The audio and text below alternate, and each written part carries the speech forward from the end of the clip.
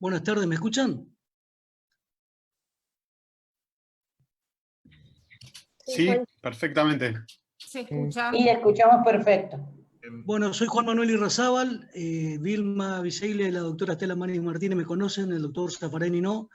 Presido el comité y le estamos dando un minuto de tolerancia a que se conecten todos, que ustedes saben que cada uno con su problema con actividad pide un poquito de paciencia, pero creo que en breve iniciamos nuestra charla. Bueno, perfecto. Yo también me presento, soy Alan Yud, secretario ejecutivo del comité. Bueno, la doctora Estela Maris Martínez me conoce también. En alguna oportunidad también he conversado con el doctor Zaffaroni, no tengo el gusto con usted, doctora Biseglia. Yo voy a estar oficiando de alguna manera de moderador, pasando las palabras, y al final de sus exposiciones, bueno, abriendo a preguntas, comentarios, primero de los miembros del Comité Nacional, y luego preguntas del público. El público las va a hacer por escrito en un chat. Vamos a recoger las que, digamos, tengan más vinculación entre sí, de bloques de 3, trasladárselas para que sea más dinámico. Esas Perfecto. preguntas las voy a leer yo. Perfecto. Y bueno, está también conectada ahí la comisionada Conti, que va a decir también unas palabras luego de la apertura del presidente Irrazábal. Muy bien, muchas gracias.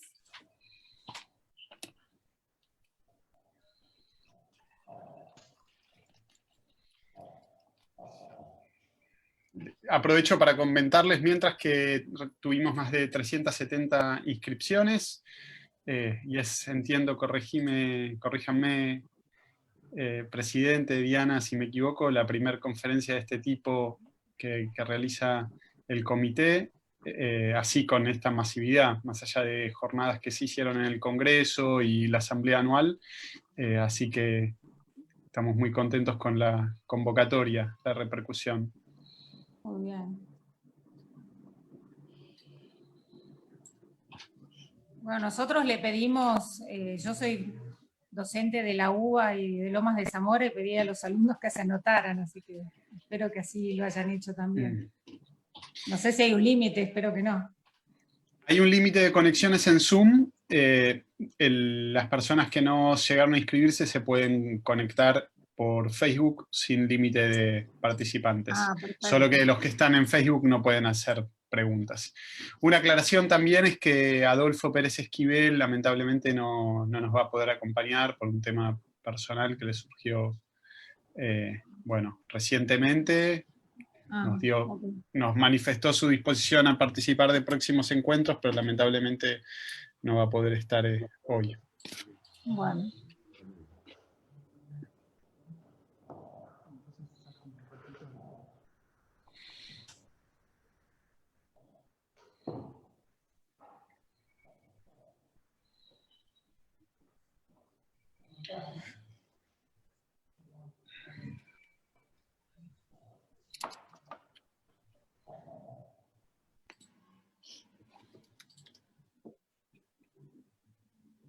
Bueno, va a empezar esto, amor, ¿eh?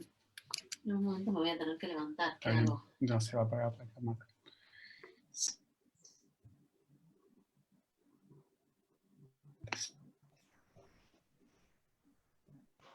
Bueno, vamos a ir comenzando, ¿sí? Si les parece, ya tenemos alrededor de 150 personas que ingresaron, por una cuestión de respeto a todos ustedes, bueno, y a quienes también ya han ingresado. No vamos a demorar más el inicio, el resto de la gente se irá sumando a medida que pueda conectarse.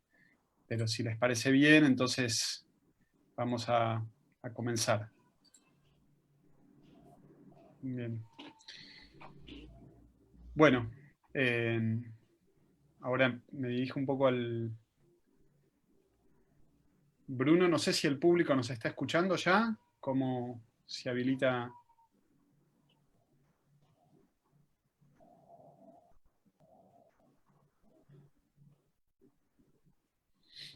Alan, ya están todos escuchando, ya estamos para empezar. Bien. Bueno, comenzamos entonces. Bueno, muy buenas tardes a todos. Les damos la bienvenida a estas jornadas organizadas por el Comité Nacional para la Prevención de la Tortura, este primer encuentro de varios que haremos en lo sucesivo, bajo el título Del hacinamiento a la reinserción, reflexiones sobre la ejecución penal. Nos acompañan hoy el juez de la Corte Interamericana de Derechos Humanos, el profesor doctor Raúl Eugenio Zaffaroni, creo que no hace falta mayor presentación, la doctora Estela Maris Martínez, defensora general de la Nación, organismo parte del Sistema Nacional de Prevención de la Tortura, también muy conocida por todos ustedes, y la doctora Vilma Biseglia, jueza nacional de ejecución penal, Adolfo Pérez Esquivel, presidente de la Comisión Provincial por la Memoria y Premio Nobel de la Paz, lamentablemente no nos va a poder acompañar en la jornada de hoy por un asunto personal que nos comunicó recientemente, pero hizo saber su disposición a participar de próximos encuentros. Les pedimos disculpas, o transmitimos, mejor dicho, las disculpas de él para con todos los oradores y público. Le voy a hacer la palabra primeramente al presidente del Comité Nacional para la Prevención de la Tortura, el doctor Juan Manuel Irrazábal, y luego la comisionada Diana Conti, también integrante del comité, para que den las palabras de bienvenida, de apertura de este encuentro. Luego vamos a escuchar al doctor Zaffaroni, a la Biseglia y finalmente a la doctora Estela Maris Martínez, para después sí abrir a intervenciones de los demás comisionados y del público, que va a poder acercar sus preguntas el chat. Así que muchas gracias a todos nuevamente, agradeciendo la concurrencia que supera las 150 personas y damos inicio entonces a la charla. Presidente Irrazábal, lo escuchamos. Buenas tardes a todos, a todas. El agradecimiento a los panelistas, nuestros invitados en esta jornada de apertura, que el Comité Nacional de Prevención de la Tortura abre como espacio de reflexión para repensarnos y ayudar a formular políticas públicas que permitan al Estado encontrar la solución al crónico problema de sobrepoblación y hacinamiento en los lugares de encierro por cuestiones penales, porque todos sabemos que en este tiempo en donde atacamos la urgencia, también tenemos la posibilidad de repensarnos, de reencontrarnos y de reflexionar en conjunto. Se nos ocurrió convocar a hombres y mujeres de la academia, del pensamiento jurídico penal, del Poder Judicial, operadores del sistema judicial. También convocaremos a organizaciones de sociedad civil. Participan de este encuentro integrantes de los mecanismos locales del Comité Nacional de Prevención de la Tortura, que en distintas provincias ya tiene sus organizaciones jurisdiccionales funcionando. Y también agradezco a toda la gente que se interesó y está participando de este encuentro. Organizaciones, sectores y actores comprometidos con esta problemática.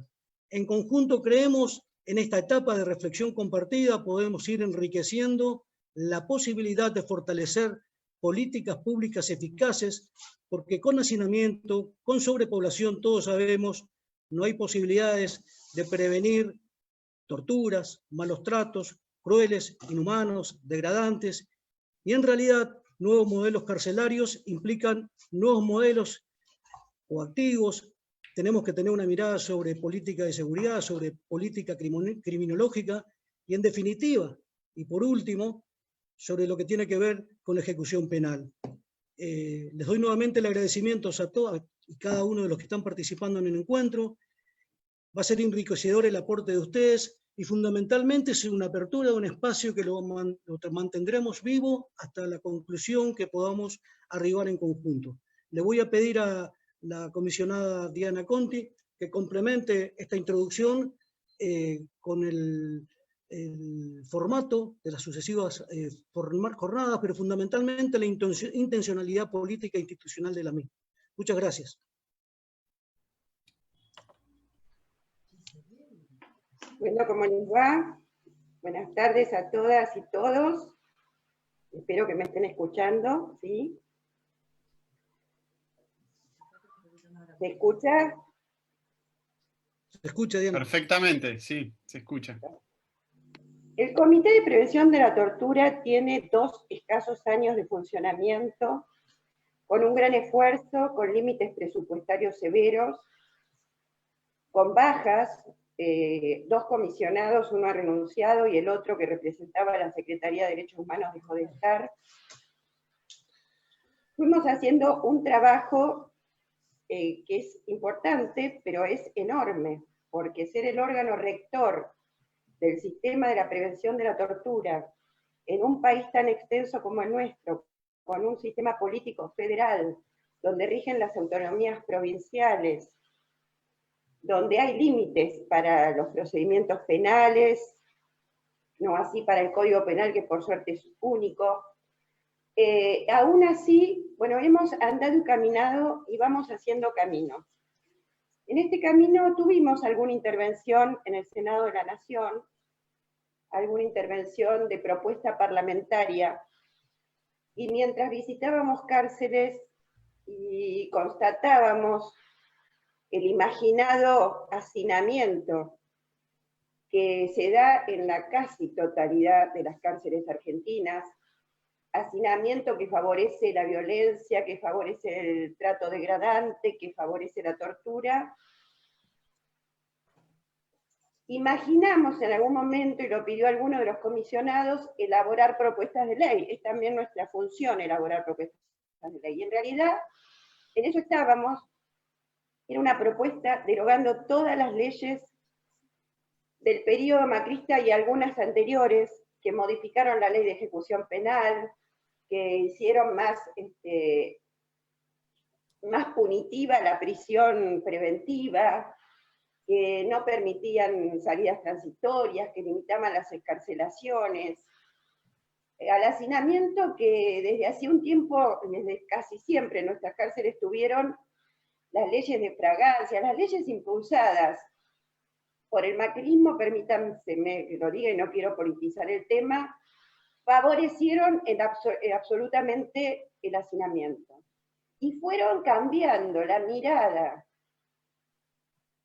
social, donde habíamos logrado establecer, aunque esto siempre ha sido cíclicamente, la cultura de los derechos humanos para todas y todos, en libertad o en encierro, junto con hechos de inseguridad y de aumento de la violencia social, comenzó un reclamo, incluso de intelectuales, no solo de la sociedad civil común, de mano dura, de endurecimiento penal, y los actores políticos, los que nos representan en el Congreso Nacional, no son indiferentes a ese clamor social.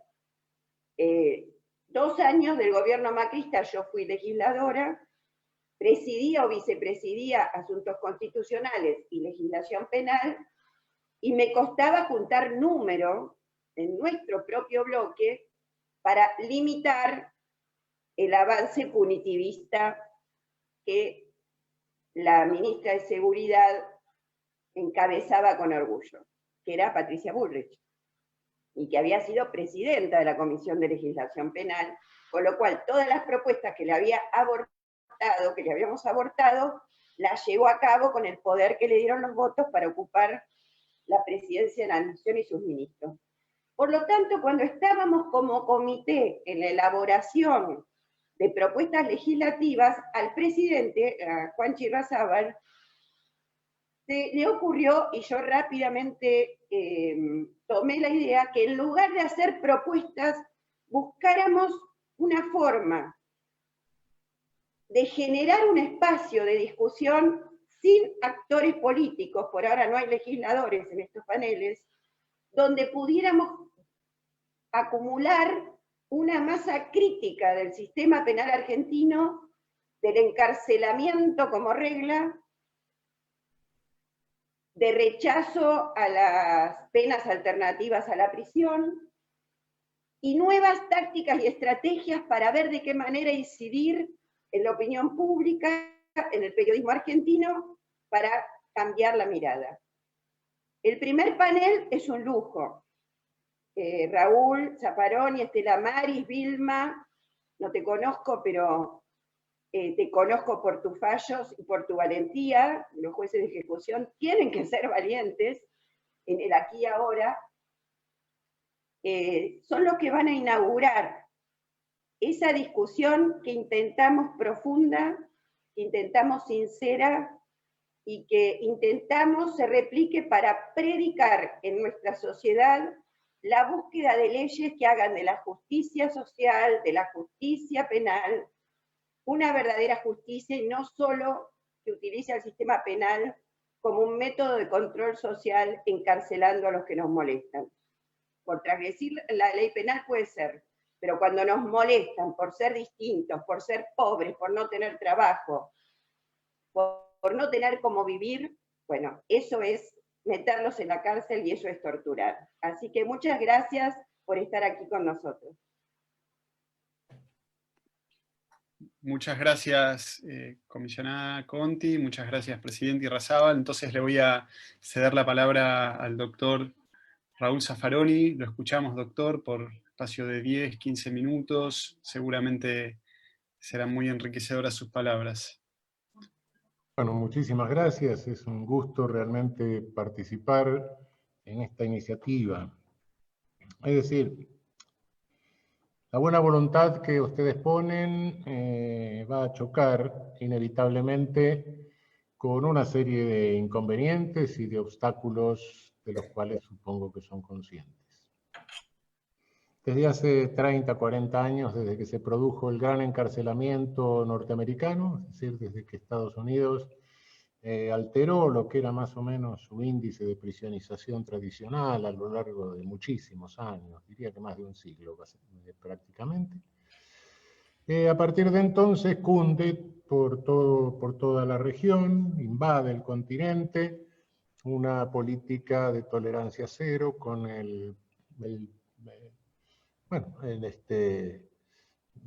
eso de tolerancia cero, todos sabemos que sale de un demagogo norteamericano, afortunadamente hoy fuera de la política norteamericana, que se dedica a vender ahora, a corretear artículos de seguridad por el mundo, y le vende por algunos cientos de miles de dólares una serie de tonterías que les va a decir a los mexicanos.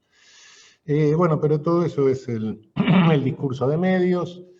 El inconveniente con el que se va a chocar, como en toda la región, es la enorme concentración de medios que nosotros tenemos, monopolio de medios, discurso constructor de realidad único, a través de monopolios mediáticos que asumen las funciones de canalización de la opinión pública que en una democracia tendrían que tener los partidos políticos. Es decir, se constituyen en partidos políticos únicos y en discurso único, que nada tiene que envidiarle al Pravda staliniano ni al Völkischer Beobachter hitleriano, solo que hoy hoy no, el totalitarismo no se maneja a través de camisas negras y pardas, etcétera, sino que, bueno, se cunde a través de un totalitarismo financiero, desde la financiarización de la economía. Y bueno, este totalitarismo tiene otro discurso que se autodenomina neoliberal, y parte integrante de ese discurso es la llamada tolerancia cero, que ha provocado en todo el continente un encarcelamiento masivo, al que se suma un mal crónico de nuestra región, que es el alto porcentaje de presos sin condena que tenemos en toda la región. Más de la mitad de los presos de América Latina no están condenados. Lo cual indica que hay una población flotante de una delincuencia que no es muy grave, porque de lo contrario no existiría. Pero bueno, en el imaginario, en la creación de realidad del público, las cárceles están llenas de asesinos y violadores. Nosotros sabemos que hay un porcentaje que no supera el 20% de presos con alto nivel de agresividad, Y el resto en América Latina, como en nuestro país, es producto de una delincuencia de supervivencia. No veo otra solución para esto y para evitar estos movimientos cíclicos de prisionización y desprisionización, etcétera, que tenemos, que la ley de cupos. Es decir, tantas celdas hay, tantos presos se pueden tener y no más. No hay otra solución. No hay otra solución, prever en la ley penas alternativas. La experiencia ha enseñado que, bueno, los jueces no la aplican, o si las aplican, entonces en lugar de reducir el número de presos, se extiende la red de control social. Se suman a los presos las penas alternativas. De modo que eso no es solución, sino una ley de cupos. La ley de cupos, obviamente, va a ser tremendamente resistida por todos estos medios, van a chocar con campañas de esa naturaleza. Esas campañas asustan a los políticos, no solo a los inescrupulosos que se montan sobre la campaña, sino también a los otros, que son piantavotos. En tiempo que yo era político, en algún momento me bajaron de una lista por esa razón, de modo que no me llama la atención que eso vaya a suceder. Asusta a los jueces. A eso se suma, lamentablemente, una responsabilidad que nos incumbe a los académicos. ¿Qué derecho estamos enseñando? Y sí, estamos enseñando derechos que se escudan en un idealismo, en teorías del conocimiento que impiden la inclusión de datos de realidad. Y bueno, en la región entonces tenemos algunos países donde el índice de superpoblación alcanza más del 300%, es decir, donde cabe un preso hay 3 o más. Me ha tocado inspeccionar algunas cárceles de la región con motivo de algunas medidas dispuestas por la Corte Interamericana, donde he verificado que las cárceles se convierten en campos de concentración, no campos de trabajo, no trabaja nadie, sino directamente campos de concentración. Cuando se produce el estándar de Naciones Unidas que de soporte de superpoblación llega a 120, es decir, donde cabe un preso, 2. Sin embargo, tenemos concentraciones de 300, 350% en algunas cárceles de la región, que como les digo, son campos de concentración. El inconveniente cuando hay una superpoblación tan notoria no se reduce solamente a las dificultades que pueda tener, falta de espacio, cubaje de aire, etcétera, a todas las violaciones de las reglas mínimas o la regla Mandela o las que se quiera sostener, sino que hay otro inconveniente. Se genera una desproporción entre personal de vigilancia y número de presos. Y esa desproporción acarrea como consecuencia que el control interno del penal, de la cárcel, queda en manos de presos, lo cual no es nada democrático, por cierto, porque quien se hace encargo de eso es una banda normalmente, que somete al resto a condiciones de servidumbre, de humillación, incluso hasta de servidumbre sexual con los jóvenes. Esta es la realidad en muchísimas cárceles de nuestra región. En esas condiciones no es difícil darse cuenta de que la pena privativa de libertad deja de ser una pena privativa de libertad, es decir, cuando el legislador mide o establece una escala penal, la establece conforme a la gravedad, a la magnitud del bien jurídico, la intensidad del bien jurídico afectado y en una medida de tiempo. Esa medida de tiempo corresponde a un sufrimiento inherente a la privación de libertad locomotiva y a los derechos que no se pueden ejercer por la privación de libertad locomotiva por razones naturales, pero nada más. Cuando se suman condiciones de servidumbre, cuando se suman condiciones de peligro de contaminación, de morbilidad, condiciones de peligro de muerte violenta, de motines, de incendios, de los descolchones, de todas esas cosas que sabemos que pasan, hay varias definiciones internacionales de organismos jurisdiccionales internacionales que entienden que en esas condiciones la pena privativa de libertad se convierte en una pena de tortura.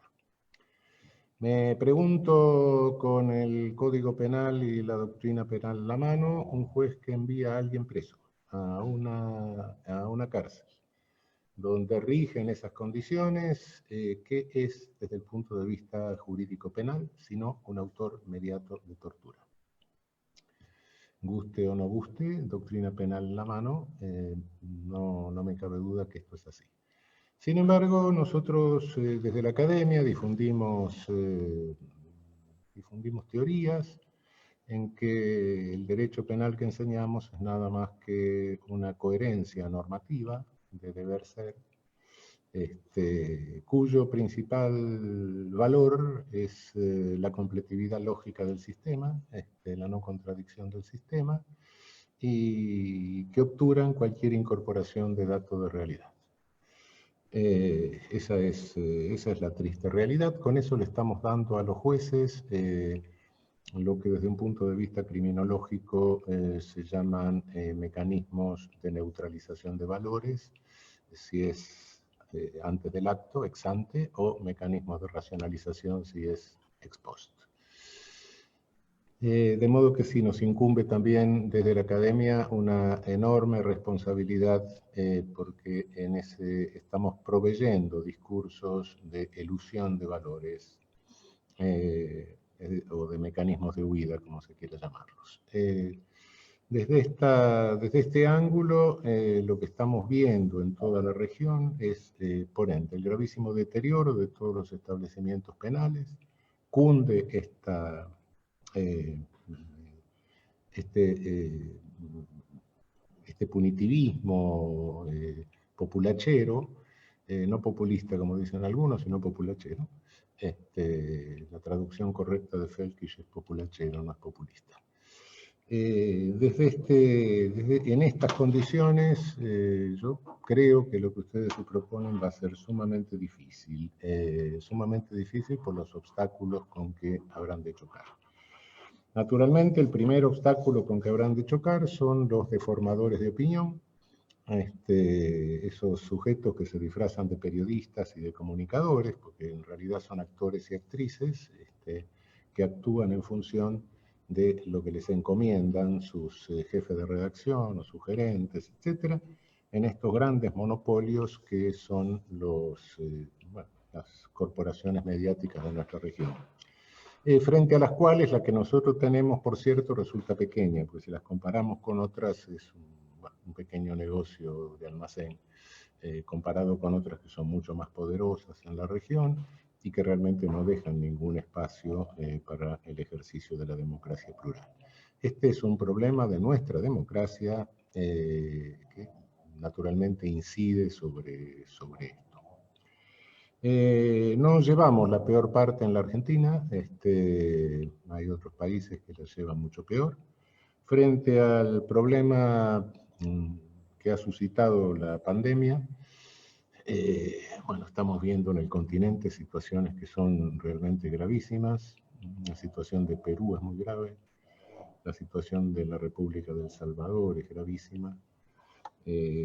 Hay otros países donde sospechamos que suceden también, aunque no tenemos la información.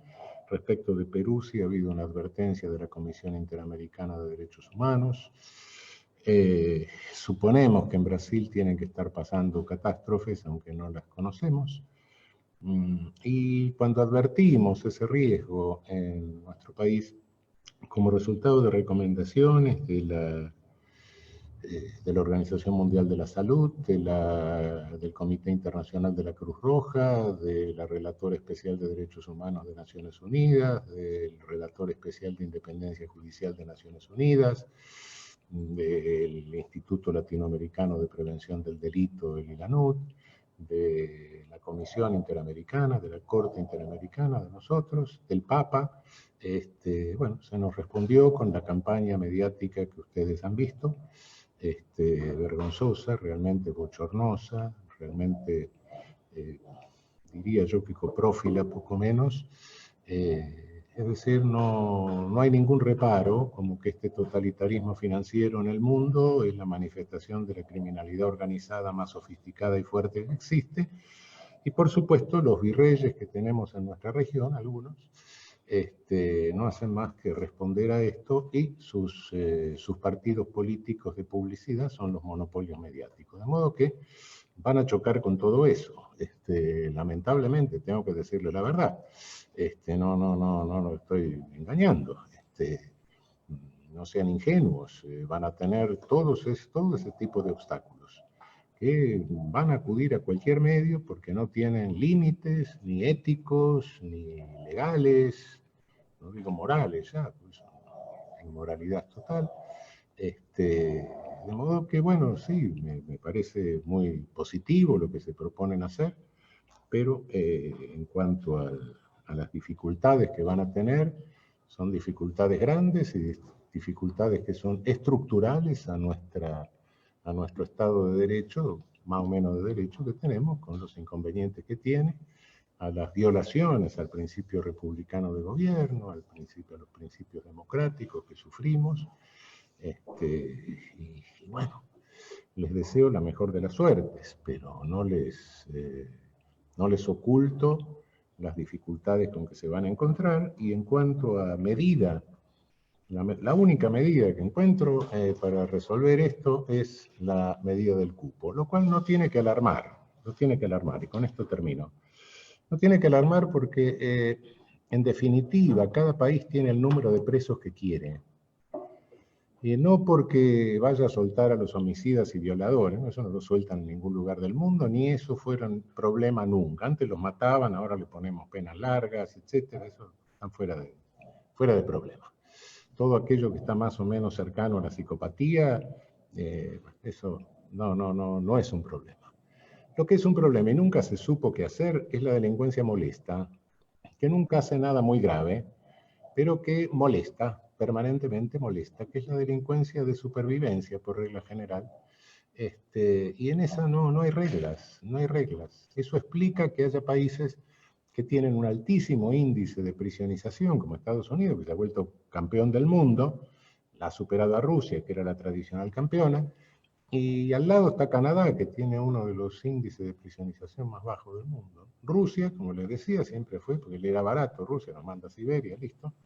Y sin embargo al lado tiene Finlandia, que tiene el más bajo del mundo.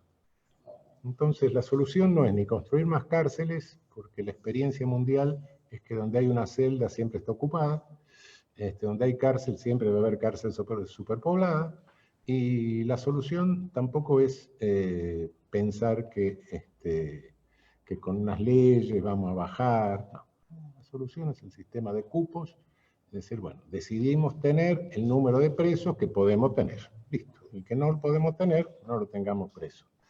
No veo otra solución, pero, insisto, les deseo la mejor de las suertes, pero eso va a chocar con una resistencia de todos los factores de poder a que me he referido hace un momento. Muchísimas gracias. Muchas gracias, doctor Zaffaroni. Una aclaración para el público, hay varios levantando la mano y pidiendo realizar preguntas. Va a haber una oportunidad para realizar preguntas al final de las intervenciones de los tres oradores que nos acompañan hoy. Lo que les pedimos es que hagan las preguntas en la opción que ven abajo en sus pantallas que dice preguntas y respuestas. Ahí algunas personas ya escribieron, que lo hagan a través de ese lugar por escrito. Y nosotros vamos a juntar después varias preguntas y trasladárselas a los panelistas. Entonces, continuamos ahora escuchando a la doctora Vilma Biseglia. Bueno, buenas tardes, muchas gracias por la invitación al Comité Nacional, muchas gracias a Juanchi Irrazábal, a la doctora Conti. La verdad orgullosa de poder participar de este panel con gente que admiro. Y bueno, como después de la intervención del doctor Zaffaroni, es difícil poder dar una continuidad sin esfuerzos. Voy a tomarme el atrevimiento de leer algunas cosas que estuve armando especialmente para esta jornada. Yo creo, digamos, que la razón de mi invitación al panel tiene que ver con la función que cumplo, digamos, con lo que me consta cotidianamente y que tiene que ver con la ejecución de la pena. En ese sentido, bueno, quisiera exponer un poco lo que pasó durante este tiempo de pandemia sobre las cárceles. Bueno, para empezar, señalar lo mismo que ya se señaló con anterioridad. O sea, cuando la pandemia llega a las cárceles argentinas, estaba esperándola la sobrepoblación. Ya nosotros teníamos una situación tremenda, que había ameritado, digamos, sucesivas y numerosas intervenciones judiciales. Según el Sistema Nacional de Estadística sobre Ejecución de la Pena, el SNEP del 2018, que se puede consultar libremente por internet, al culminar el año 2018, había en el país 103.209 personas privadas de la libertad. 103.209 personas privadas de la libertad en las cárceles y comisarías.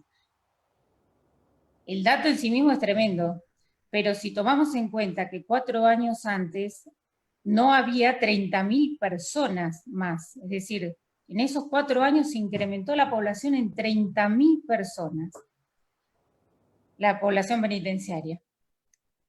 Bueno, como ya lo adelantó la doctora Conti, varias razones contribuyeron a provocar el aumento de la tasa de población penitenciaria de 162 detenidos cada 100.000 habitantes en el 2014 a 213 sobre 100.000 habitantes en el 2018. Resultando entonces decisivas así 2 iniciativas legislativas, la Ley de Procedimiento de Flagrancia y la reforma a la Ley de Ejecución Penal. La primera, que facilitó un procedimiento ligero y abreviado por el cual el hecho cometido hoy resultaba condenado al día siguiente. Por lo general, pequeños delitos patrimoniales en grado de tentativa y por lo general también en el espacio público. La segunda, o sea, la reforma que se hizo a la Ley de Ejecución Penal conlleva la imposibilidad de ejecutar las también pequeñas penas impuestas a estos delitos por otra vía que no sea la prisión. Esto último debido a que se suprimió un inciso de un artículo que desapareció literalmente y que permitía a los jueces sustituir pena de prisión, que no superara los 6 meses o un remanente, digamos, de pena de igual temporalidad, por trabajos a la comunidad.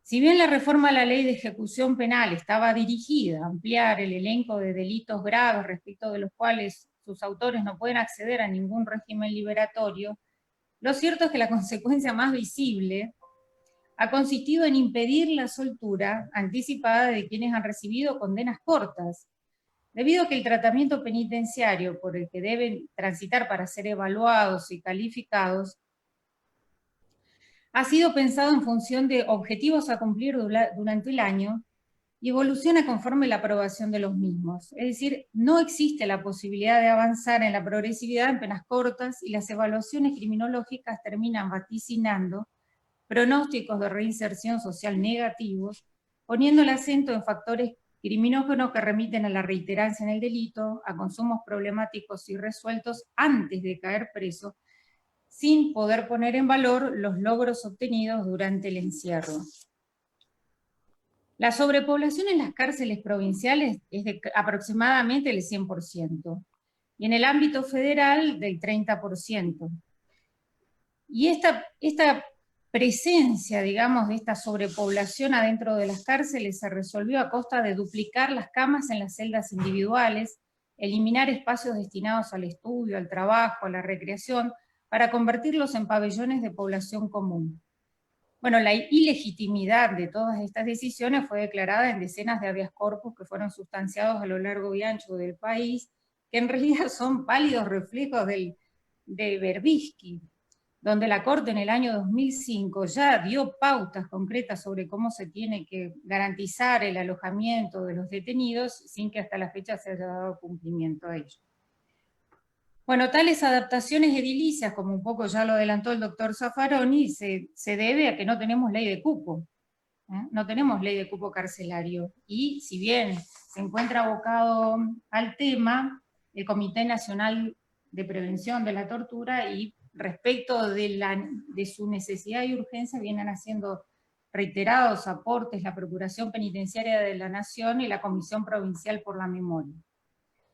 Bueno, el 11 de marzo de este año, la Organización Mundial de la Salud declara la pandemia COVID-19. Actualmente ha infectado 6 millones de personas en el mundo y se ha llevado la vida de más de 350.000. ¿Qué hizo la OMS? Bueno, dada la ausencia de métodos efectivos para poder detectar el virus, evitarlo y curarlo, recomendó a toda la población, sin excepción, adoptar la distancia social y la higiene preventiva. E instó a los estados a tomar medidas que reduzcan la población penitenciaria para evitar un colapso sanitario. Tales recomendaciones fueron asumidas inmediatamente por otros organismos internacionales como el Subcomité de Naciones Unidas para la Prevención de la Tortura, la Comisión Interamericana de Derechos Humanos. Y en el orden local, por el Comité Nacional para la Prevención de la Tortura, la Comisión Provincial de la Memoria, la Procuración Penitenciaria de la Nación y la Defensoría General de la Nación, quienes reclamaron al unísono la urgente solución del estado de emergencia en que se encuentran los lugares de detención, que como bien dijo el doctor Zaffaroni, es un estado de cosas inconstitucional, como lo ha expresado recientemente así textualmente el Tribunal Constitucional del Perú.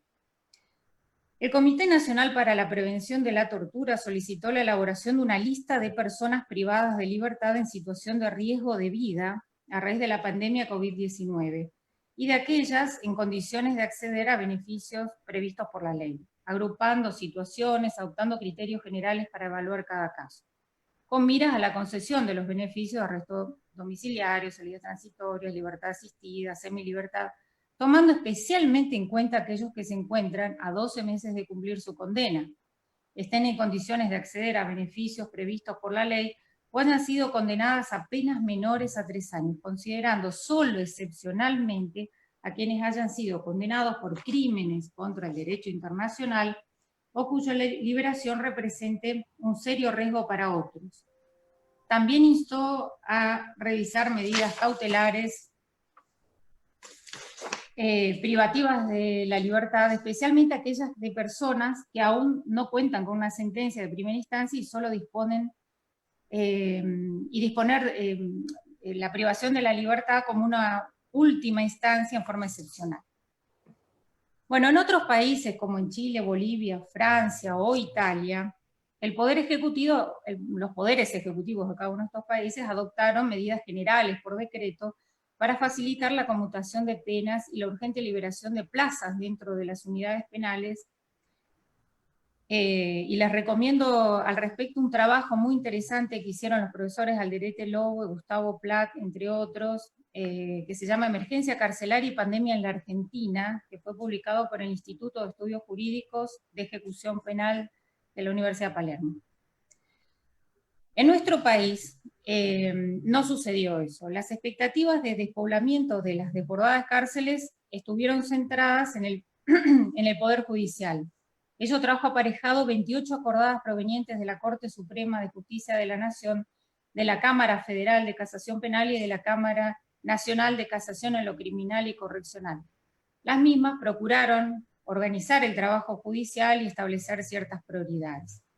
Bueno, invito a la lectura de la acordada 9 de la Cámara Federal, que es la que condujo, o trajo, mejor dicho, diferentes críticas mediáticas, así como la acordada número 5 de la Cámara Nacional en lo de Casación en lo Criminal y Correccional, que sufrió la misma suerte, fueron declaradas inconstitucionales.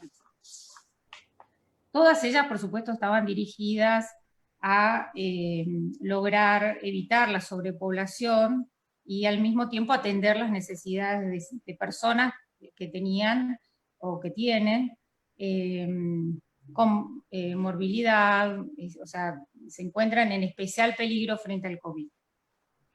Bueno, vale destacar también que con anterioridad la Cámara Federal de Casación sacó una acordada, la número 2, que había tenido especialmente en cuenta la situación de las mujeres embarazadas y privadas de la libertad junto con sus hijos e hijas para cumplir con los estándares internacionales en materia de tutela de mujeres, niños, niñas en contextos de encierro. Y asimismo había tenido también en cuenta, y tuvo nuevamente en cuenta en la acordada número 9, a las víctimas de los delitos, en orden a la ley 27.372.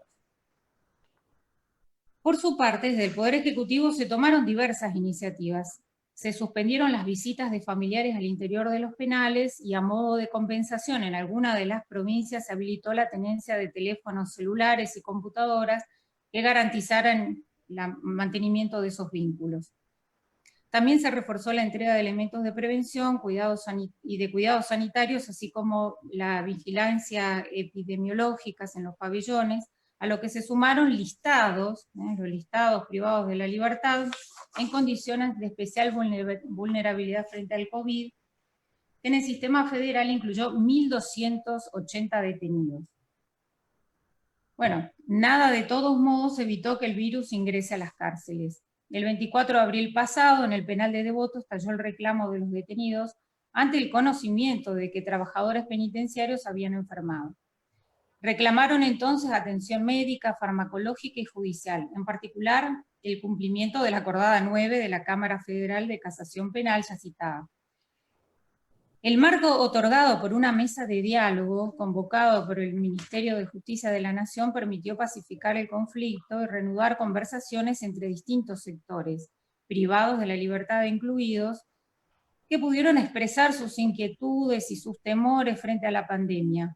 Debe destacarse la presencia de funcionarios del Ministerio de Salud que implementaron rápidamente un protocolo de seguimiento epidemiológico especial, pabellón por pabellón. Bueno, actualmente dentro del sistema federal, Devoto es el único establecimiento que ha reportado casos positivos.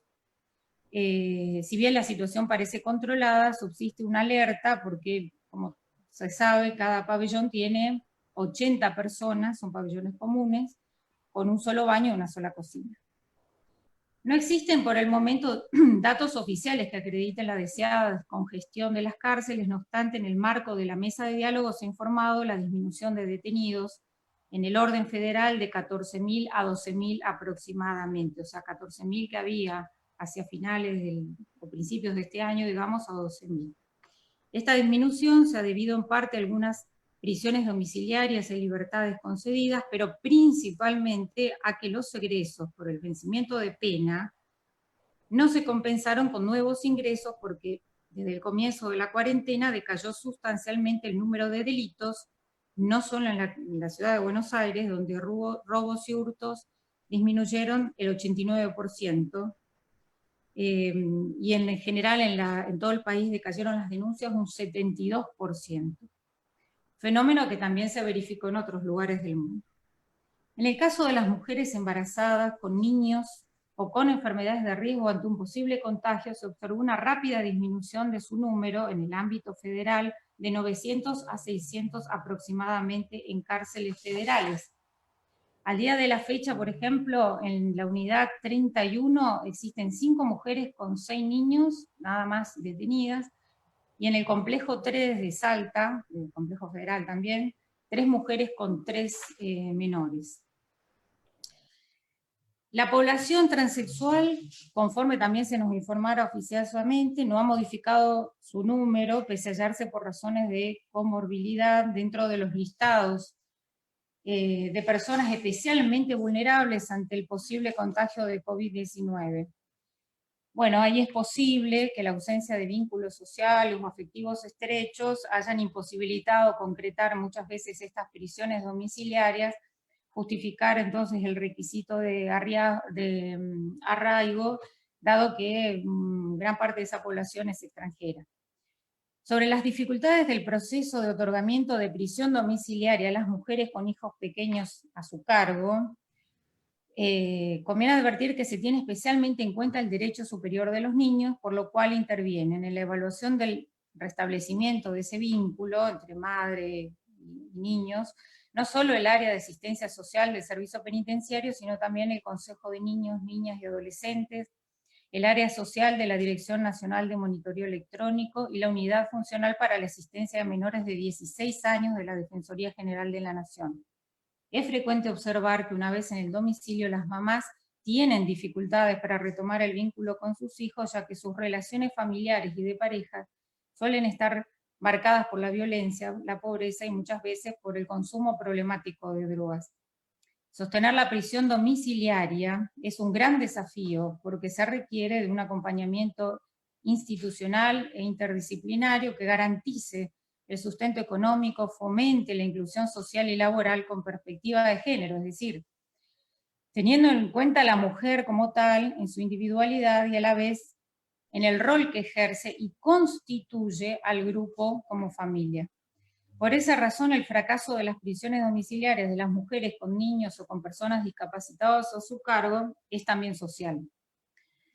En otro orden de cosas, cabe reflexionar sobre si la disminución del delito en estos días debe observarse a la par de una mayor presencia del Estado en los barrios y sectores sociales más castigados.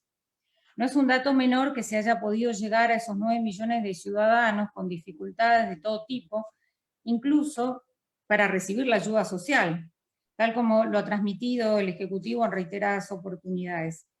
Pareciera que el trabajo social en territorio, reforzado con recursos económicos y sanitarios a causa ahora de la pandemia, le ha dado cuerpo a la palabra resocialización, demostrando ser la forma más efectiva de disminuir el índice de delitos.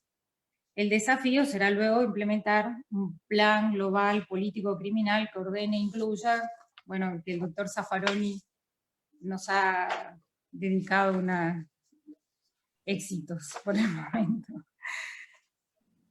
Bueno, por último, volviendo a las mujeres, y dado que la mayoría de ellas se encuentran privadas de la libertad por haber cometido pequeños delitos patrimoniales o vinculados a la comercialización, al menudeo de drogas, sin violencia, es necesario buscar nuevas estrategias de intervención estatal que eviten la prisionalización mediante reformas legislativas, que habiliten a los jueces utilizar herramientas propias de una justicia reparatoria, y en este marco de pandemia universal es propicio para abandonar aquellas iniciativas legislativas de las que hablaba la doctora Conti hoy más temprano, que no sirvieron para revertir ningún índice de delincuencia, pero sobrepoblaron las cárceles poniendo ahora en peligro incluso la atención de la salud pública. Creo que resocializar entonces la tarea de la justicia que se hará, de la justicia que vendrá. Bueno, les agradezco mucho nuevamente esta participación y quedo a disposición, por supuesto, para las preguntas que estimen corresponder. Bueno, muchas gracias, doctora Biseglia, por tan completo panorama. Yo aprovecho solo para compartir con el público y agregar un condimento, si quiere, a su exposición, que compartir que el fallo de la casación que había sido la acordada, que había sido declarada inconstitucional, hoy se conoció un fallo del propio Tribunal de Casación revocando esa sentencia que había dictado la inconstitucionalidad de la acordada, así que aprovecho para compartir esa noticia con ustedes. Escuchamos entonces a la doctora Estela Maris Martínez, Defensora General de la Nación. Doctora, le cedemos la palabra. Hola, muchas gracias. Hola, integrantes del Comité contra la Tortura, amigos, Diana, Alan, señor presidente del comité. Hola, Raúl, doctora Biseglia, un honor estar compartiendo con ustedes este ámbito. En primer lugar, quiero contextualizar levemente la situación y decir que coincido obviamente con el doctor Zaffaroni cuando dijo que les ve poco éxito a su tarea, pero también yo soy un optimista natural, si no, no podría hacer el trabajo que hago. Creo que no podemos bajar los brazos. Y no podemos bajar los brazos porque ya hemos llegado a una situación en que todo aquel que niegue la situación de las cárceles, todo aquel que conozca cómo funcionan las cárceles y no diga que son lugares donde sistemáticamente se violan los derechos humanos, está mintiendo. Las cárceles hoy en día, en la República Argentina y obviamente en toda América, son claramente lugares de castigo. Lo que dice la Constitución que no tiene que ser, son. Nadie puede honestamente decir que en alguna cárcel latinoamericana se resocializa. Yo creo que ni siquiera se lo intenta. Fíjense lo que ocurrió en nuestro país. Luego de haber aplicado sin calcular cuál iba a ser la consecuencia de esa aplicación, la ley de flagrancia, impulsada no por el Ministerio de Justicia, sino por el de Seguridad, y luego, enfrentado a la realidad, Justicia debió aceptar la existencia de la flagrancia, las cárceles obviamente se superpoblaron. Luego contribuyeron las reformas realizadas al Código Penal y a la Ley de Ejecución. Pero la flagrancia tuvo una gran importancia en esa sobrepoblación. ¿Y qué ocurrió? En marzo del año pasado se dictó la emergencia carcelaria. ¿Qué significa una emergencia? Que hay un lugar, un ámbito donde el Estado debe poner su mirada, debe desviar fondos, debe proteger, debe ayudar. ¿Qué hizo el Estado? ¿Qué hizo el Ministerio de Justicia cuando los defensores presentábamos habeas corpus? ¿Qué hicieron muchos magistrados? Dijeron que la ley de emergencia lo justificaba a violar los derechos humanos de los presos. ¿Qué dijeron? Cosas tales como, por la ley de emergencia, en celdas individuales, donde debe haber una persona, yo pongo 2. Desmantelo, esto ya lo señaló la doctora Biseglia, los lugares, los espacios comunes, los lugares de educación, los lugares de esparcimiento físico. ¿Por qué? Por la ley de emergencia. Y eso es inaceptable en un país normal.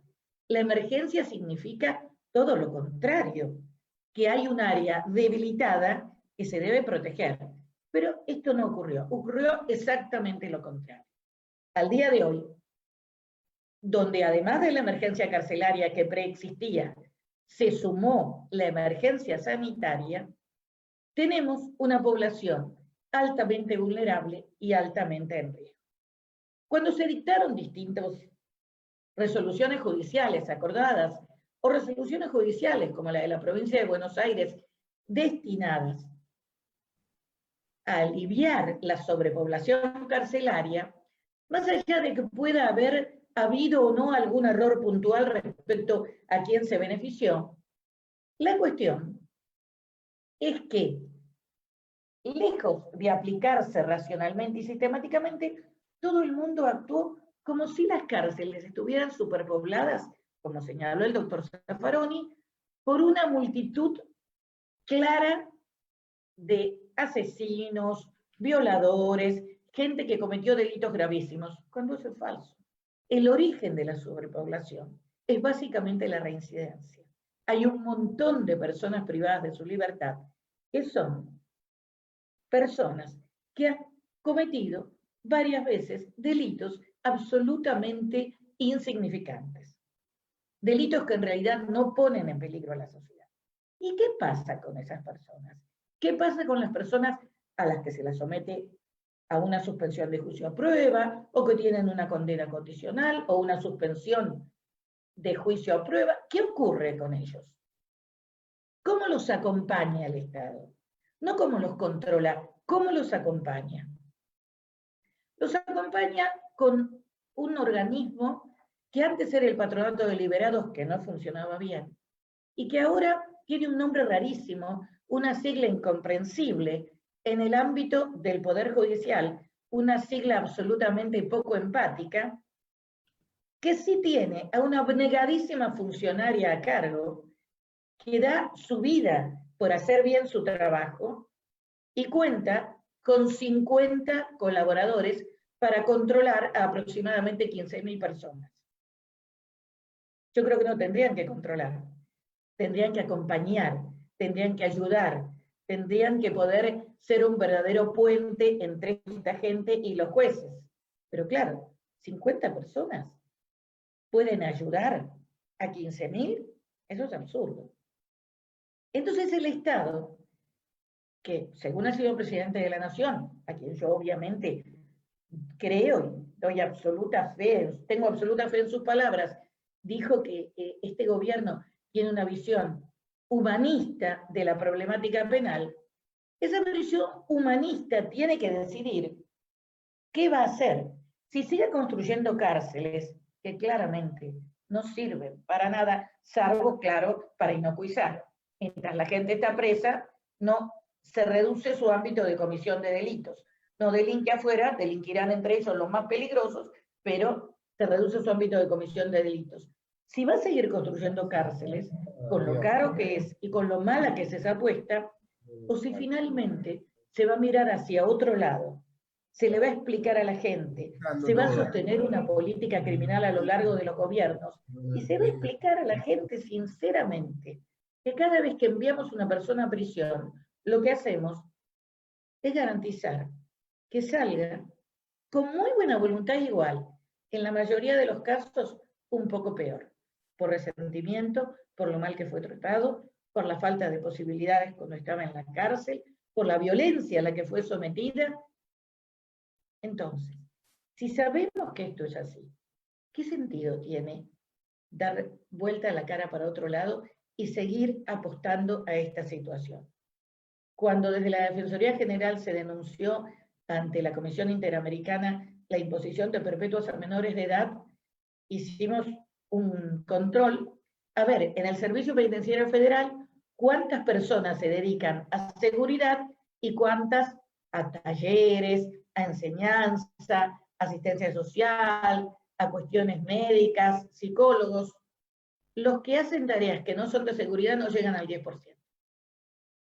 Es evidente que de esta manera, seguir insistiendo en la resocialización, más allá de que yo individualmente creo que resocializar en un contexto de encierro como son las cárceles es absolutamente imposible, pero más allá de eso, aunque insistiéramos en la resocialización, es evidente que en estas condiciones eso es realmente una farsa.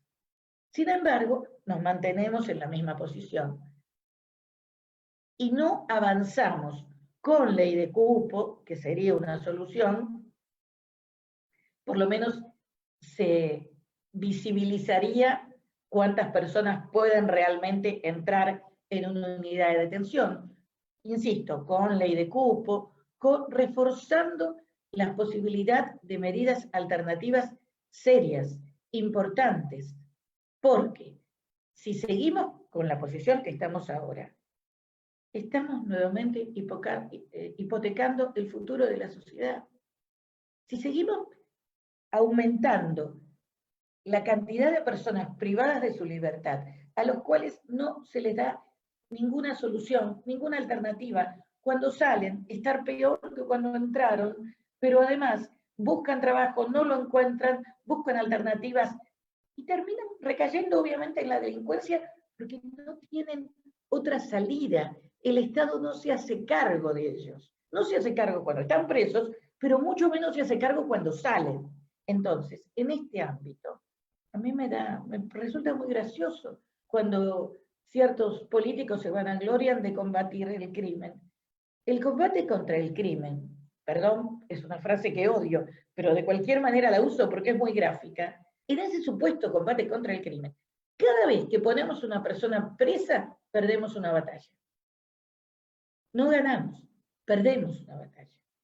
Lo que tenemos que hacer es restarle territorio a la posibilidad de que el crimen avance y tratar de que esa gente, esa enorme cantidad de gente que no es peligrosa, que no comete delitos de alta lesividad, tenga otra alternativa, tenga otra posibilidad, tenga otra luz, otra esperanza en la vida.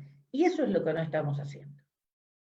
Por eso, a mí me parece que más allá de las imposibilidades, de los problemas, de una sociedad en este momento pauperizada como tenemos, si seguimos desviando dinero para construir cárceles, estamos apostando a convertirnos en un país que cada vez tiene más riesgo de que la comunidad esté en peligro. Si seguimos aumentando las rejas, a lo largo vamos a tener que terminar encerrados nosotros, porque siempre hay un límite. Es absurdo.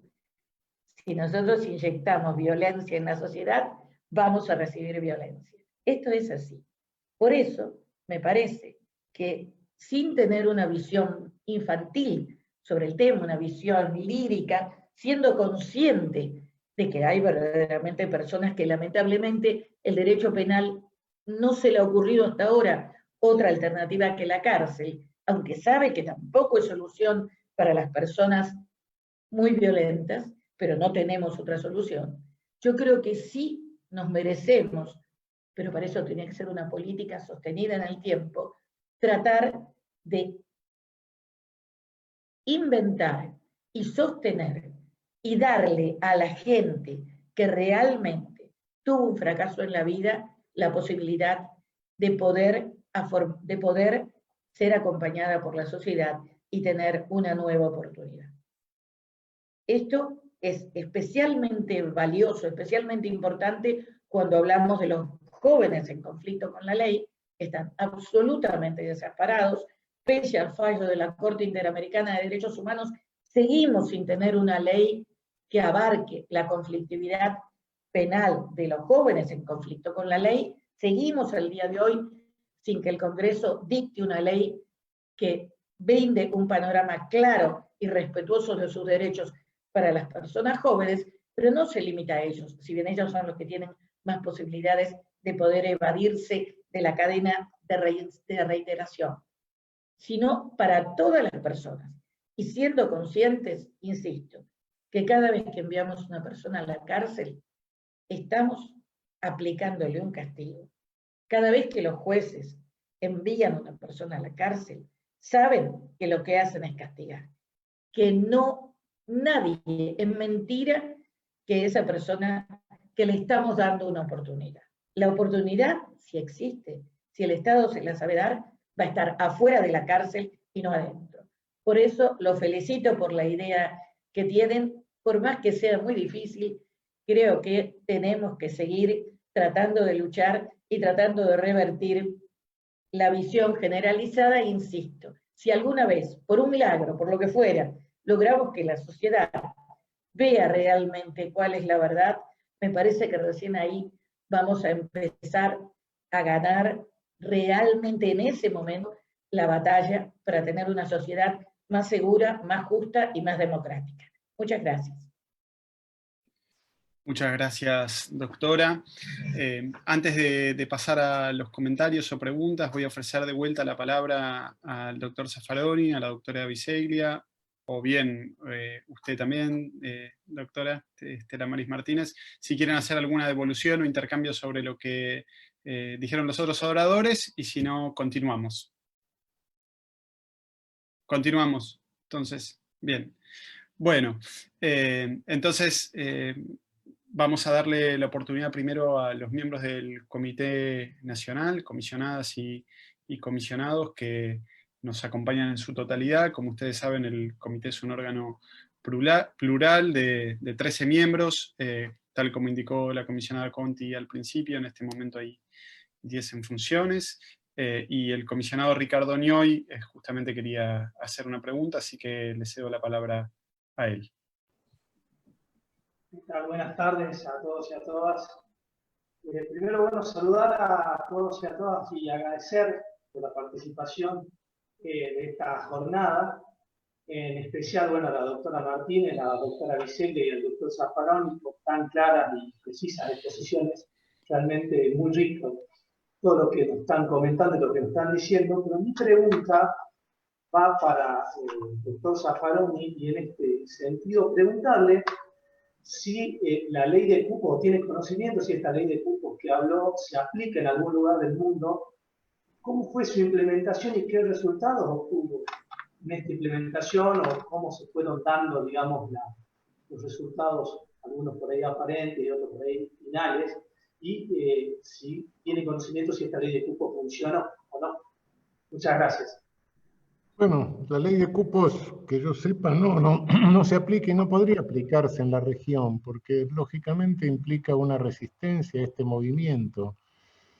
Es una solución que proponemos, porque es la solución razonable. Decir, bueno, si cada país tiene el número de presos que quiere tener, que tenga el número de presos que puede tener, conforme a su presupuesto, conforme a sus posibilidades. No, es imposible en la región. Por eso les digo que lo que ustedes se proponen es muy difícil de obtener. Con esto no soy pesimista, y sí, comparto lo que dice Estela Maris, de que tenemos que seguir en la pelea, pero ¿Y cómo vamos a proponer una ley de cupos en un país como Brasil, por ejemplo, que desde hace 25 años tiene un crecimiento anual del 7.5% acumulativo de presos, y llega hoy a tener 800.000 presos, más 700.000 órdenes de captura que emite su Poder Judicial, y que pese a que sus cárceles se han convertido en campos de concentración, no hay lugar ni siquiera en esos campos de concentración para ponerlos, lo cual genera un nuevo negocio policial. Cada vez que hay una vacante en el campo de concentración se va a buscar a alguien, y no buscar también tiene un precio. Bueno, cuando tenemos esas realidades, ¿cómo vamos a pensar en la región en una ley de cupos? No, eso no funciona. En Europa, bueno, los países nórdicos tienen su realidad, tienen celdas desocupadas. En los países continentales europeos también ha subido el número de presos. Italia, por ejemplo, ha tenido un llamado de atención, una condena por parte de la Corte Europea de Derechos Humanos por cárceles superpobladas. Es decir, es un fenómeno mundial. Lo que estamos proponiendo es decir, bueno, cómo contener ese fenómeno mundial de alguna manera. La única manera que se nos ocurre es esa, decir, bueno, tengamos el número de presos que presupuestariamente y razonablemente podemos tener. Pero eso, en el mundo de hoy, estamos chocando con un movimiento mundial. Claro, no es algo que nos está pasando a nosotros, no somos los dueños del último refresco del desierto. Nos pasa en toda la región y está pasando en el mundo. Esta política populachera es totalmente contraria a la reversión que está sufriendo en el mundo el estado de bienestar, el welfare state, el estado providente. A medida que retrocede eso, bueno, avanza esto. De modo que, por eso les digo, yo siempre consideré que la cosa penal teníamos que minimizarla un poco. Pero ahora me doy cuenta que es una cuestión política central. Desde hace tiempo me vengo a dar cuenta de eso. De modo que lo que choca una ley de cupos es contra una política planetaria. Las pulsiones de un totalitarismo planetario. Ese es el problema. Gracias, doctor. Gracias, doctor. No sé si la doctora Estela Maris Martínez o la doctora Biseglia quieren complementar algo sobre este punto. No, muy brevemente me gustaría nada más señalar que la ley de cupo, o sea, simplemente establecer cuántas plazas se encuentran disponibles en tal o cual establecimiento penitenciario tiene que venir de la mano de otro tipo de leyes que permitan justamente resolver qué hacer con ese excedente. Es decir, una cosa necesariamente tiene que estar acompañada por la otra. Y ahí es, bueno, como ya lo señalaba precedentemente, digamos, es necesario contar con una legislación que nos permita convertir penas, transformar esas penas de prisión de cumplimiento efectivo en otras, utilizar criterios de oportunidad, etcétera, que realmente han desaparecido. Y en ese sentido me permito nada más señalar que nosotros tuvimos la oportunidad que el doctor Zaffaroni justamente condujo un proyecto de reforma que era multipartidario, porque existía ahí, estaban presentes representantes de diversos partidos, legisladores, etc. Bueno, había un menú importante, digamos, de alternativas, respecto a la cual en este momento no contamos con ninguna. De hecho, señalo, para terminar ya, que las acordadas, justamente las propuestas, vienen de la mano de sustituir la prisión de cumplimiento efectivo, la prisión carcelaria, por prisión domiciliaria. O sea, no es que tengamos muchas alternativas, es necesario contar también con ellas, ¿no?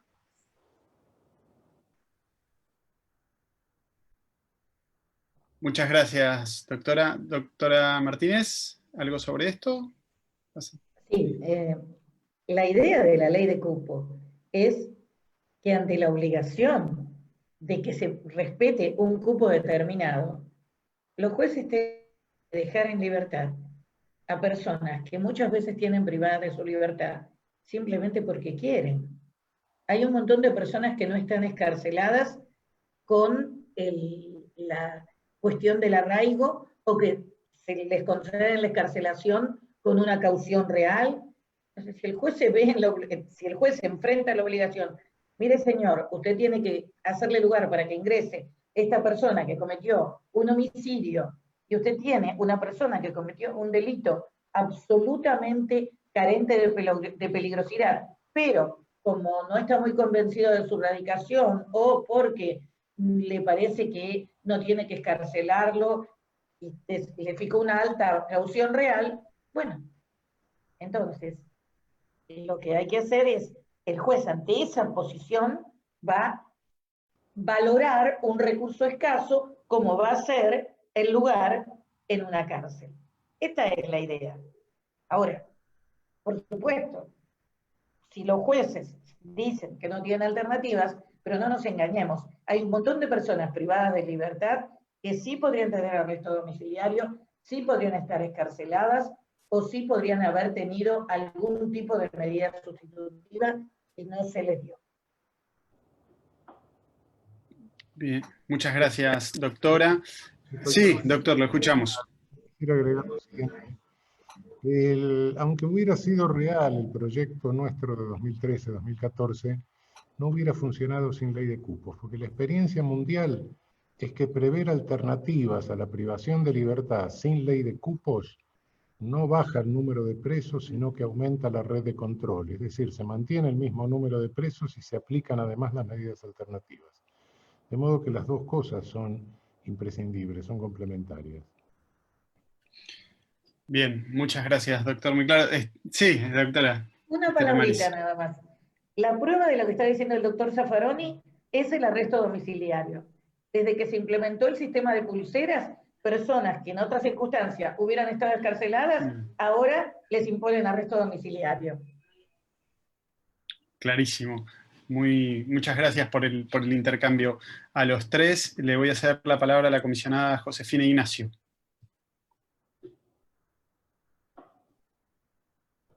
Josefina, te escuchamos. Bueno, buenas tardes a todos y todas. Gracias por estar participando de esta jornada y muy especialmente gracias a los panelistas y las panelistas. Verdaderamente fue un lujo escucharlo y escucharlas. Yo voy a hacer una pregunta bien concreta a la doctora Biseglia. Quería preguntarle, en el marco de esta pandemia, la cantidad de pedidos de arrestos domiciliarios que tuvo, la cantidad otorgados y cuáles fueron los argumentos para otorgarlos.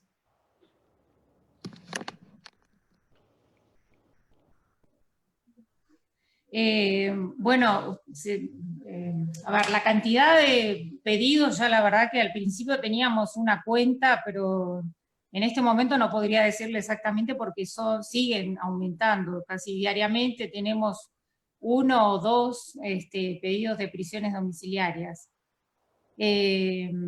¿Cuántas hemos otorgado? Pero deben andar cerca de las 100, más o menos 100 y algo de pedidos, digamos, ¿no?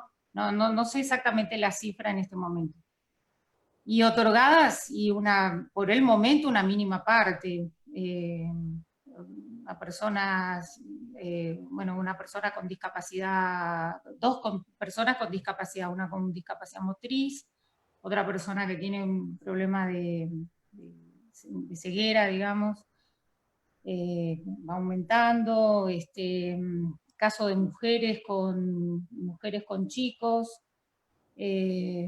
no tengo exactamente presente, pero sí son pocas. En trámites hay una enorme cantidad, la mayoría.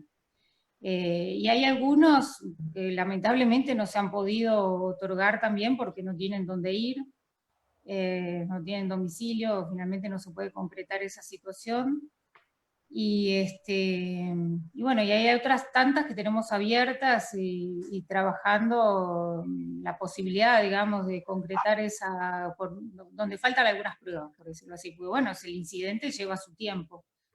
Pero sí, no sé exactamente cuál es la situación con el resto de los colegas de ejecución, o sea, desconozco, pero sí, por supuesto que es una cantidad inferior, digamos, a los peticionados, ¿no es cierto? yo tengo entendido que en general, de los 1.280 que estaban incluidos dentro de ese primer listado que hizo el servicio penitenciario, unas 600 domiciliarias fueron otorgadas. Prisiones domiciliarias. Muy bien, gracias. Muchas gracias. Le paso la palabra entonces al comisionado Gustavo Palmieri. Gustavo. Sí. Te escuchamos. Bueno, muy buenas noches y muchas gracias Raúl, Vilma, Estela Maris por estar en este evento. Es una pregunta en particular para Estela Maris y Raúl, que se refirieron a la ley de cupo. Me dio la sensación de que también lo planteaban como una posibilidad, mi pregunta es, ¿en qué medida lo ven como una posibilidad también de poder poner en otro lugar el debate, como funcionaron en otras leyes que cuando se hicieron inicialmente en la región tenían pocas posibilidades, pero fueron generando una masa crítica, digo, las leyes de salud mental, las leyes de la integral de protección de niños, niñas y adolescentes, o sea, que fueron generando más bien leyes que van generando procesos detrás de ellas y debates acerca de eso, teniendo en cuenta que precisamente hay algunos otros debates que son las penas alternativas a la prisión, que lo que generaron fue extender el sistema de control, y entonces si entienden que la ley de cupo podría funcionar en ese sentido, lo está planteando también en ese sentido, más que en una ley que sea estrictamente cumplible enseguida de aprobada. Gracias. Sí, naturalmente, pero sí, pero el problema que veo realmente es el siguiente: si el público está creyendo que tenemos las cárceles llenas de asesinos y violadores, y bueno, no hay posibilidad alguna de instrumentar una ley de cupos que tenga algún éxito político, digamos, que pueda pasar los organismos políticos. Ese es el problema que veo. Es decir, sí, podemos intentar cambiar una cultura, pero cuidado que esto está enmarcado directamente en una abierta lucha política de intereses muy concretos, de intereses muy cercanos. Toda transformación cultural lleva su tiempo, naturalmente. Lo que creo que en los próximos años sí vamos a ver un cambio. Yo no sé si va a desaparecer, no va a desaparecer la cárcel, por supuesto, eso no va a suceder, pero muy probablemente se reduzca, y también la pandemia en esto puede tener alguna importancia. Se han perfeccionado mucho los mecanismos de seguimiento de control electrónico de conducta, la tecnología de control electrónico de conducta. Y esto puede ser una buena noticia, puede ser una mala noticia, depende cómo se la use. Se la puede, naturalmente, el día cárcel es muy caro, el día cárcel es quizá más caro que el día hospital. Pero el control electrónico de conducta sería más barato. El inconveniente es que por ser más barato podría ampliarse el número de personas a las que se controle electrónicamente, y bueno, por eso les digo, puede ser una buena o una mala noticia, porque podríamos terminar todo con el chip también, ¿no? Ese es el riesgo pero vaticino que en los próximos años no desaparecerá la cárcel, pero sí se va a reducir bastante en función de ese control electrónico de conducta, que depende cómo se use, como dije, puede ser un peligro para las libertades, para el espacio democrático, o puede ser una vía de solución para este problema que tenemos. Muchas gracias, doctor. Creo que no tenemos más comentarios de comisionados y comisionadas. Vamos a pasar con algunas de las preguntas del público. Estuvimos viendo el intercambio, muchas ya fueron respondidas por los tres oradores. Perdón. Bueno, Rocío Alconada, comisionada, también justo ahora acaba de pedir la palabra, así que antes de pasar con esas preguntas, le cedo la palabra a entonces la comisionada Rocío Alconada Alfonsín. Rocío, te escuchamos. Perdón. Hola, bueno, buenas tardes. Muchas gracias a todos. Excelentes las exposiciones, por supuesto. En realidad, no iba a preguntar nada, pero esto que dijo recién el doctor me hizo pensar en algo que me preocupa en cierto modo. También se refirió la doctora Martínez cuando hablamos de todos los organismos que intervienen al momento de otorgar un derecho, ¿no? A veces no me gusta mucho decirle beneficio, como los de la prisión o lo de la domiciliaria, las condicionales, que siempre tengo la sensación que son demasiados órganos que intervienen en las decisiones jurisdiccionales, ¿no? Los informes criminológicos como que vuelven a evaluar el delito, uno tiene la sensación que vuelven a evaluar la pena, como que vuelven a juzgar la violencia de la persona, una cuestión que ya fue valorada al momento de poner la pena, se vuelve a tener en cuenta, y tal vez lo más grave aún ahora es que también al momento de otorgar esta medida, este chip, las pulseras, que como bien dice la doctora, se otorgan a quien antes se les daba una prisión domiciliaria sin ningún tipo de elemento electrónico o se encarcelaba simplemente, ahora se le pone una pulsera. También existe ahora un organismo que verifica si están dadas las condiciones, si se puede o no se puede, como que el Poder Ejecutivo a través de ese organismo empieza a inmiscuirse en una cuestión jurisdiccional. Si la persona puede o no puede o es apta para recibir esa cuestión. Entonces, esto que dice el doctor Zaffaroni, que en principio, como bien dice, coincido, tiene su lado bueno o malo, ¿cómo ve esta cuestión de que termine el Poder Ejecutivo de alguna manera compartiendo una decisión jurisdiccional con el Poder Judicial? No sé si soy clara con la pregunta.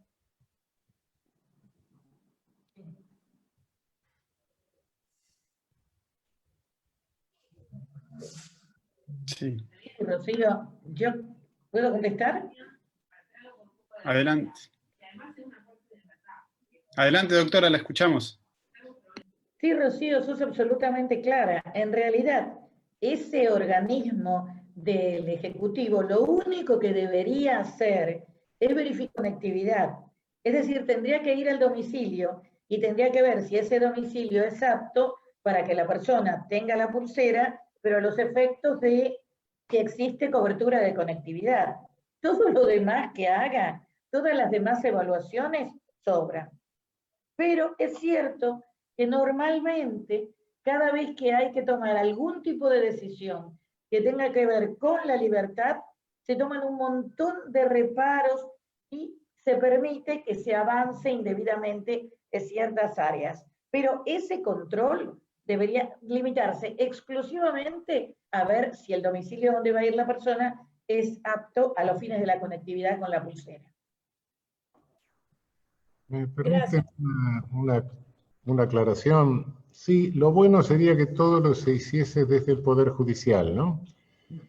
Pero les cuento una historia. Nosotros teníamos una cosa que se llamaba el Patronato de Liberados, que está previsto en el Código Penal.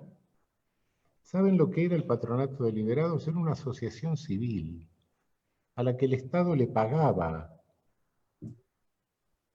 para que ejerciera. En un determinado momento se armó un conflicto y yo propuse, digo, no, un momento, hagámonos cargo el Poder Judicial de esto. Desde el Poder Judicial me dijeron, no te metas en ese lío. Y fue necesaria una ley para que eso pase al Poder Judicial, porque el Poder Judicial no lo quiso aceptar de entrada. Los jueces, mis colegas,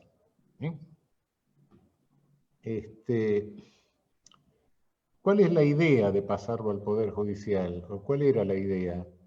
Era que en un momento esas 50 personas que habla Estela Maris se convierta en un cuerpo de control de penas alternativas a la privación de libertad.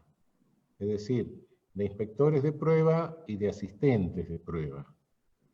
Esa fue la idea. Por supuesto, eso no ha sucedido hasta ahora, pero les cuento que esta cuestión de la separación de poderes, no de división, porque creo que el poder del Estado es único, pero sí de la separación para controles recíprocos, muchas veces se frustra porque el burocratismo y la comodidad burocrática impide que cada uno asuma la función que tiene que asumir, o cada uno esquive la función, ¿eh? Cuidado. Y en eso insisto, los jueces no salen de incubadora, los jueces los formamos nosotros en las universidades. Tengamos cuidado con lo que estamos enseñando y con lo que estamos formando. Muchas gracias, doctor. Bueno, le estaba diciendo antes que viendo las preguntas que está haciendo el público, muchas ya fueron respondidas. Debo decir que varias van por el lado de las medidas alternativas, justamente, quizás preguntando un poco más sobre la viabilidad aún de avanzar con ese tipo de medidas, más allá de las observaciones que se han hecho. En ese sentido, una pregunta que realiza el usuario Fernando es si no creen que sería bueno impulsar la implementación de los artículos del Código Procesal Penal Federal que regulan el Instituto de la Conciliación para comprimir las cárceles y ayudar al cumplimiento del cupo previsto. Hay otras preguntas en similar sentido. No sé si quieren dar por contestado con lo anterior o alguno quiere tomar la palabra respecto de este punto. También Evangelista pregunta si no es necesario que se haga mayor hincapié en criterios de oportunidad, conciliación y en la reparación del daño. Bueno, esto quizás referido a las medidas alternativas. Perdón, todo lo que sí. es alternativa está todo, hace muchos años que se habla de la deviation. ¿Qué es la deviation? Es la desviación del proceso penal. En determinado momento interrumpir el proceso penal y ir a otro modelo de solución del conflicto. Y ahora viene desde el hemisferio norte todo lo que es la justicia restaurativa, la restorative justice, todo eso. Naturalmente, todas estas cosas en el hemisferio norte acaban de descubrir el agua tibia, ¿no? Antes de la llegada de Colón, nosotros teníamos esos procedimientos, nuestros pueblos originarios los tienen, ¿no? Salir del modelo punitivo e ir a un modelo de solución de conflicto reparador o restitutivo. Es una de las tantas formas, pero, insisto, ninguno de esos caminos va a ser factible mientras no tengamos una ley de cupos que reduzca, sino que lo que estamos haciendo, y la experiencia mundial es esa, sin una limitación al número de presos, lo que tenemos es una ampliación de la red de control. Hace unos 30 años, 40 años, hubo una gran euforia con todas las medidas alternativas a la privación de libertad, etc. Pero en todos los lugares donde se implementaron o se legislaron, o bien los jueces no las aplicaron, o bien provocaron un aumento de la red de control, pero no disminuyeron el número de presos, y por eso que justamente creo que se necesitan las dos cosas. Es decir, sí, prever las alternativas, pero al mismo tiempo establecer una ley de cupo. Bien, muchas gracias, doctor. Otro eje de preguntas tiene que ver con... ¿Puedo decir algo? Perdón, sí. así muy breve. Sí. No, con relación a este grupo de preguntas. Bueno, primero quiero decir, yo acá en el juzgado lo que podemos ver claramente es que hay un incremento de personas o sea, incremento de la población penitenciaria con personas que están cumpliendo penas de 15 días, un mes, 2 meses, 3 meses, que antes esas penas eran sustituidas por tareas comunitarias. Más allá de las dificultades que había en el control de esas penas, el órgano que se encargaba de hacer el control, y que siempre es esperable, digamos, que eso, por supuesto, cambie y que también haya una perspectiva resocializadora en ese control aprovechar, digamos, ese tiempo para trabajar con las personas que han sido condenadas por X delito, etc. Pero hay una sensible diferencia, digamos, en cuanto a la imposibilidad ahora de poder utilizar esas medidas que nosotros teníamos alternativas. O sea, se nota. Por supuesto que también se incrementó, como dijo el doctor Zaffaroni, exponencialmente la cantidad de personas privadas de la libertad. Pero la verdad que echar mano a ese tipo de medidas era importante. Para nosotros era verdaderamente muy importante y se nota. Se nota.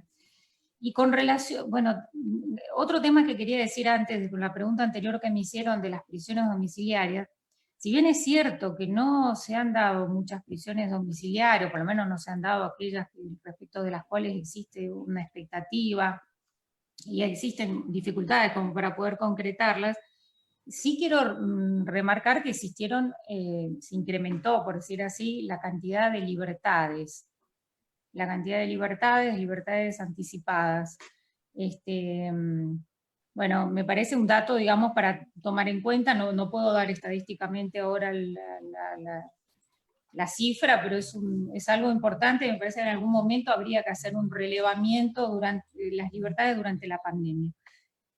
Y respecto del monitoreo, también es un tema que si bien es cierto, hay el cuestionamiento que se hace acerca de la posible injerencia del Poder Ejecutivo en los criterios del judicial a los efectos de poder concretar, digamos, o permitir una domiciliaria.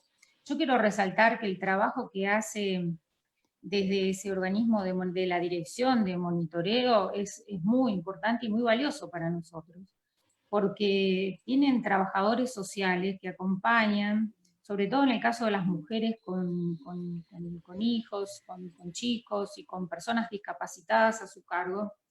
Es una tarea descomunal, la preparación, el acompañamiento, el acompañamiento de los chicos incluso en la escuela, el tema de salud, que lo continúan, lo supervisan, lo alientan, lo logran los turnos, etc. Y hasta en el cobro de las asignaciones universales por hijo, etc. O sea, están muy presentes. Y yo creo que por eso también es que uno recurre a la pulsera, porque la pulsera viene acompañado de todo un equipo interdisciplinario que colabora en el sostenimiento de la prisión domiciliaria. Se entiende que si obviamente si uno no tiene ese instrumento tampoco tiene el acompañamiento, eso es así.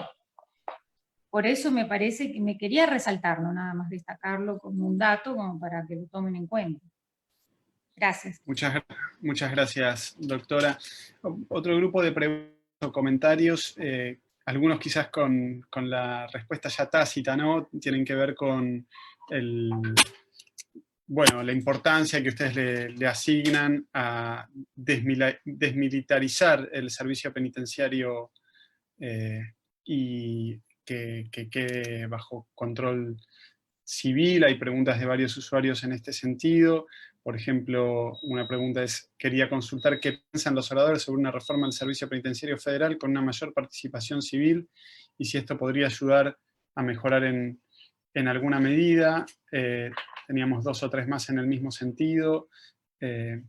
Bueno, como digo, quizás más que una pregunta es una invitación a hablar sobre la importancia de ese tema, si en el marco o complementando quizás los otros aspectos, ¿no? De la cuestión de la ley de cupo y de la reforma de la política criminal. Si alguno quiere tomar la palabra sobre esto, doctora Estela Maris Martínez, sé que la Defensoría trabaja mucho sobre esto, así que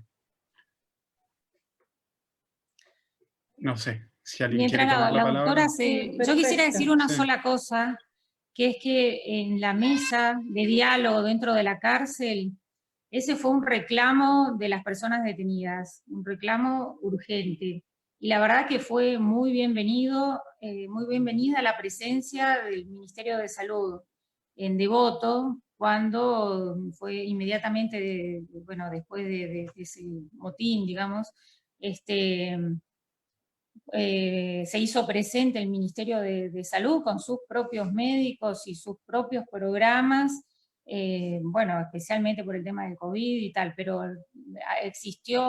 fueron muy bienvenidos y existe una enorme expectativa por parte de los privados de la libertad a que esa experiencia, digamos, se quede dentro de la cárcel y que se amplíe.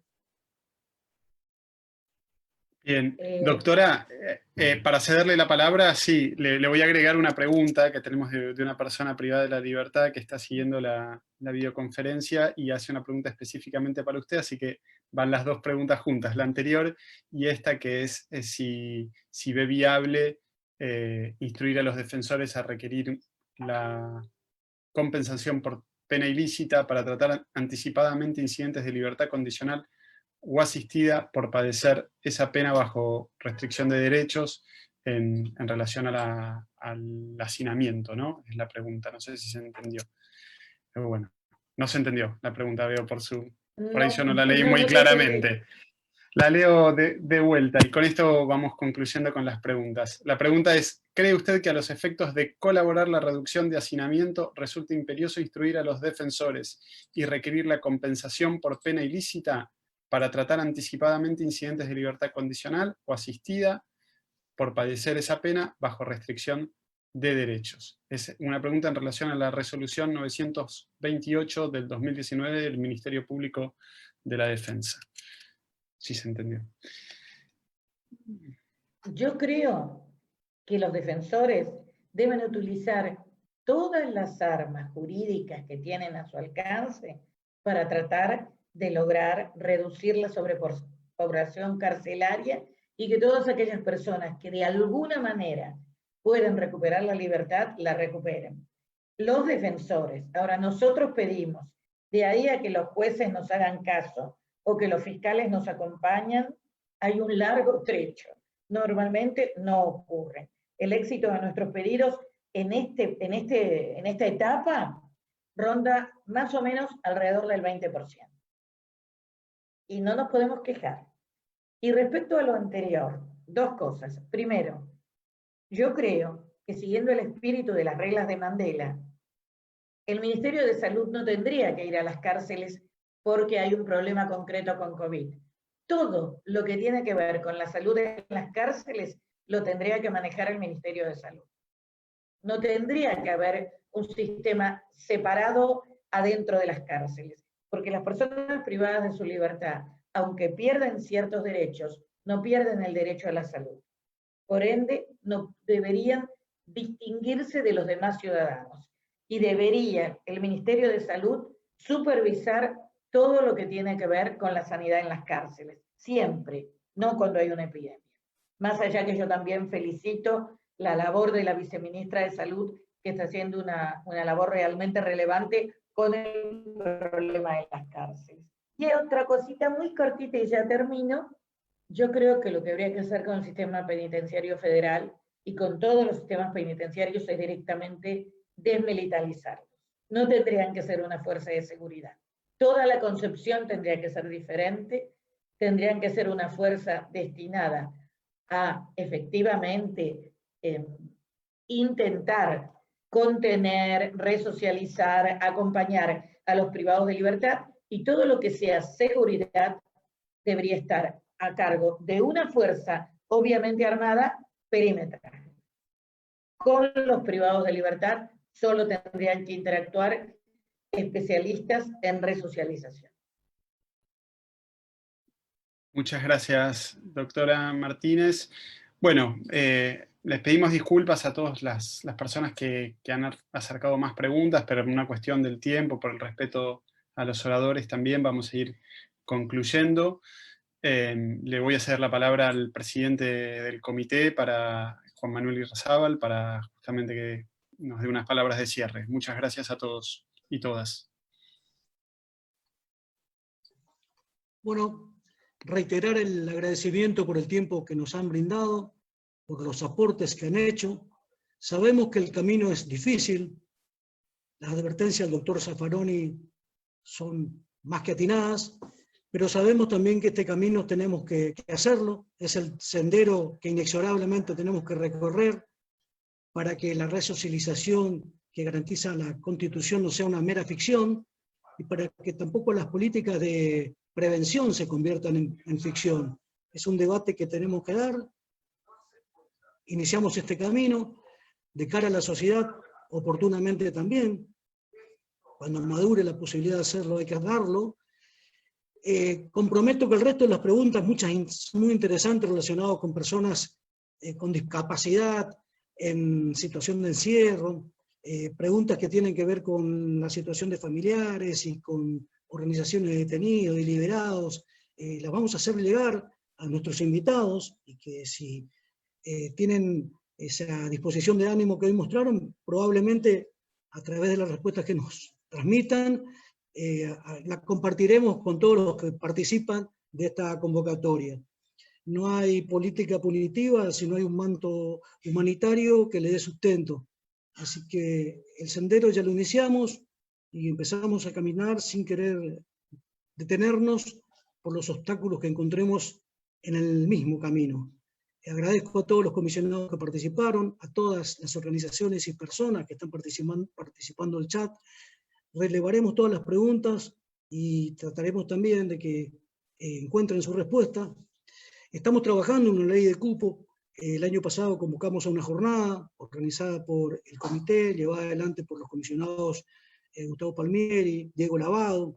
Acompañamos con otros actores y otros sectores el esfuerzo de avanzar en esa ley de cupos, y fundamentalmente vamos a tratar de contribuir a fortalecer políticas públicas que vayan superando este estado de situación que trasciende no solo la emergencia, sino muchos años en donde el Estado está en deuda con las personas privadas de libertad.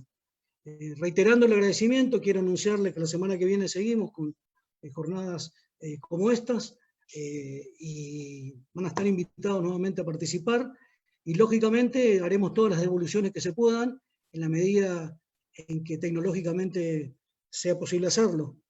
Y decirles nuevamente que el Comité Nacional de Prevención de la Tortura, además de armar un Sistema Nacional de Prevención de la Tortura, de trabajar en inspección, en monitoreos, con recomendaciones, con observaciones, con informes, fundamentalmente tiene que contribuir a la elaboración de políticas de prevención. Y ese es el gran desafío que tenemos todos en este sistema, en donde la complementariedad y la cooperación es la base de la eficacia en la acción. Muchísimas gracias a todos por su participación. Bueno, muchas gracias. Gracias. Muchas gracias a ustedes. Por favor.